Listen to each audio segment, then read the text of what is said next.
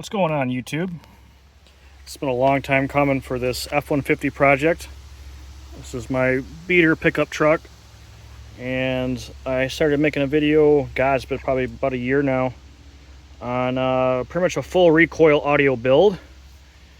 Couldn't get rid of the engine noise until I decided to start bypassing the ground and the power wire for the radio. Now I have a switch that turns everything on, and there's a fuse inside the wire.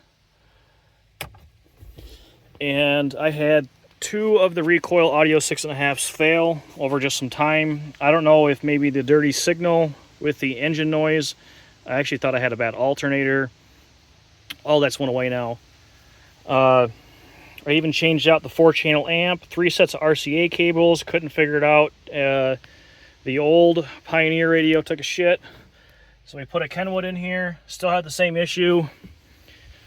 Still have the Recoil Audio 8-inch subs in these little cheap CDX plywood boxes. Let's see here. And I had the Recoil Audio 600.1 also take a shit. I don't know if it was just a combination of the dirty engine noise that was coming through. Everything just kind of took everything out. I'm not sure. I did buy a Soundstream Rubicon Nano 1400.4. I ran in here for a little while. It sounded pretty good.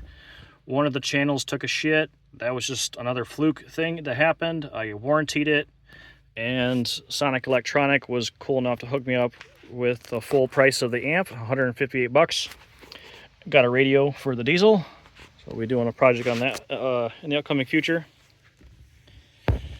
So yeah, like I said, we got the Recoil Audio DI 600.4 back installed, and yes, the wires are a mess. They've been in and out, in and out, in and out, so everything has been unzip tied and stuff. I don't really care at the moment, because I feel like in a month from now, it's just something else is going to take a shit, but so far everything's been reliable. Knock on wood. But yes, we got an old Boss Audio Riot 1100 that's been around since the dawn of time. Still kicking, still kicks these 2.8s pretty decent. It's wired to 4 ohms. So yeah, the speaker boxes are kind of a mess for the wires, because I got everything wired together. So it's wired in series parallel. And let's see what else. I went with all Parts Express drivers. I'll show you a picture right here of what these rear 8-inch drivers look like. They are a Pioneer style. Let's see if I turn the light on.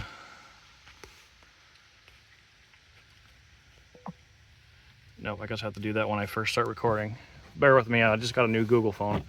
But these are great replacement speakers from Parts Express. They are $13 a piece. There's no crossover, no nothing. They sound extremely well for the $13 price tag. And then I got some dual 8-ohm drivers. And these are factory buyouts. There's no name on them.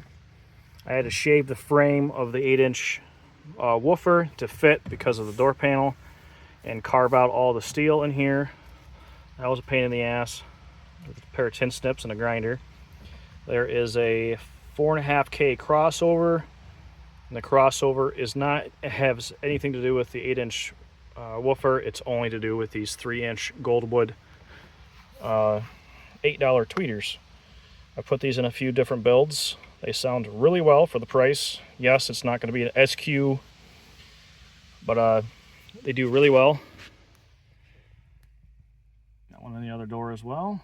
Got the same dual 8-ohm wired in parallel for a 4-ohm load. And then these Pioneer speakers, Pioneer style with the whizzer cone on the front, are 8 ohms. So the rear channels are seeing 8 ohms, and surprisingly, even though it's 8 ohms on the rears and 4 ohms on the front, the rear is almost louder than the front. So I wasn't necessarily trying to do that. It just happened to be how efficient these speakers are. Let's see here if I can get some stuff going.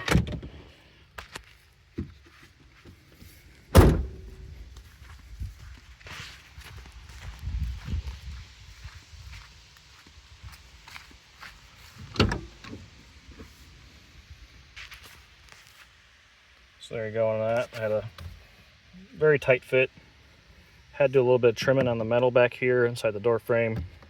These are pretty shallow. They're only like that deep, but there's not much room up here. I think it sounds pretty good for a front stage-ish. I didn't want to have to modify the A-pillars at all if I didn't have to.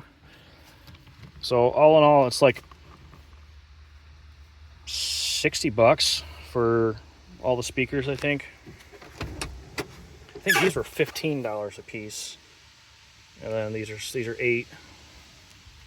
I have to go look at partsexpress.com. These are really good. This is more of an actual subwoofer than more of a mid.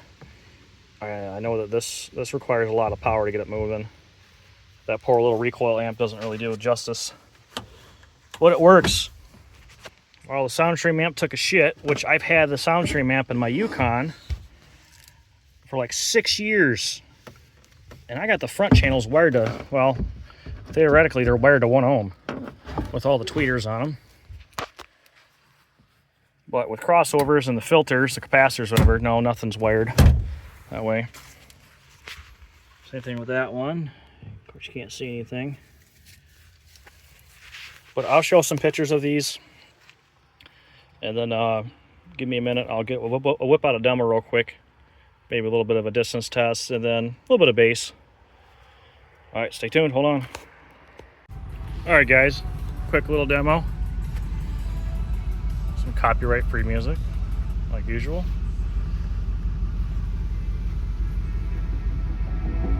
It's very underpowered.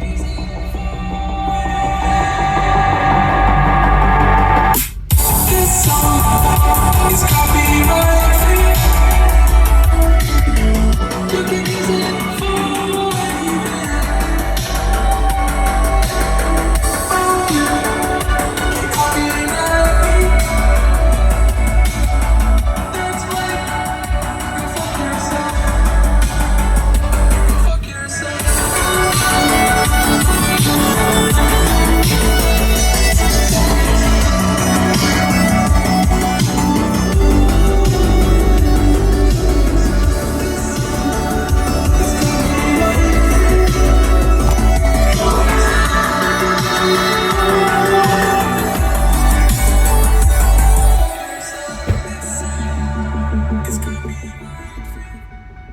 Sounds pretty good, especially for the Parts Express speakers. They're more of a pain in the ass to make fit in your doors, but man, I feel like they're worth it for the price. I had, after the recoils, I forgot to mention, I had a set of Soundstream 5x7s that fit in the door, and one of the driver's one just shorted out. I'm like, there's like no bass. I had to high pass like 125 hertz, and I did not understand at all why they went out. Because I'm not giving them no clip signal or nothing. I mean, every song's got a little bit of distortion in it. But, yeah.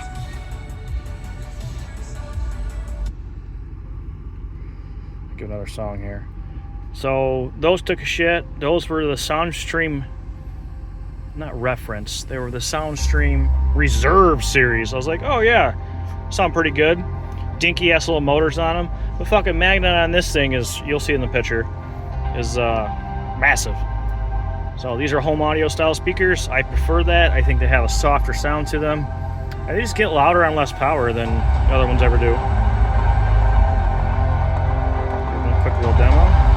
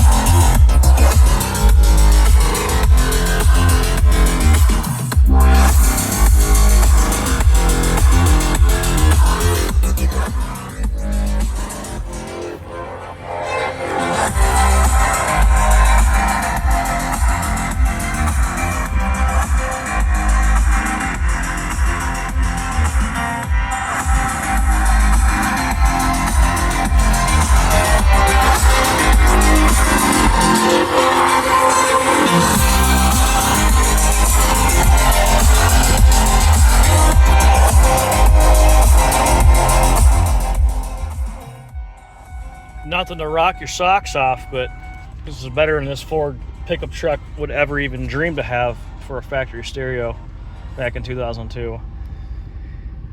Yeah, it's nothing like the old beast over there with the 20 freaking mids and highs in there, but that's all right.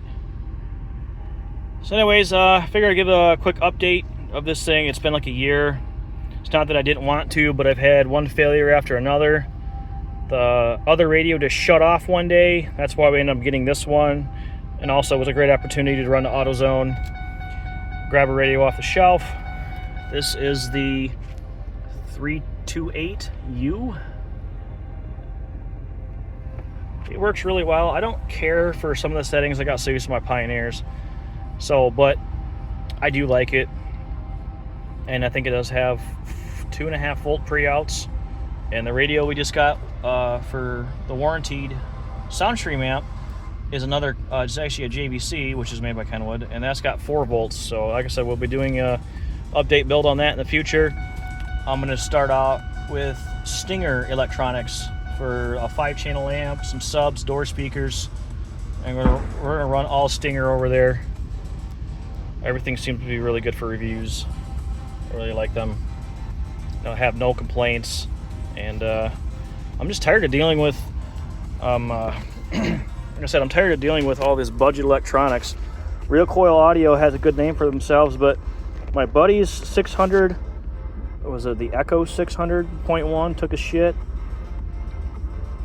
And I had another friend that I told him to buy the DI 600, that took a shit. My Echo 600.1 lasted about 2 years and then just took a shit. All the door speakers, they don't last for shit.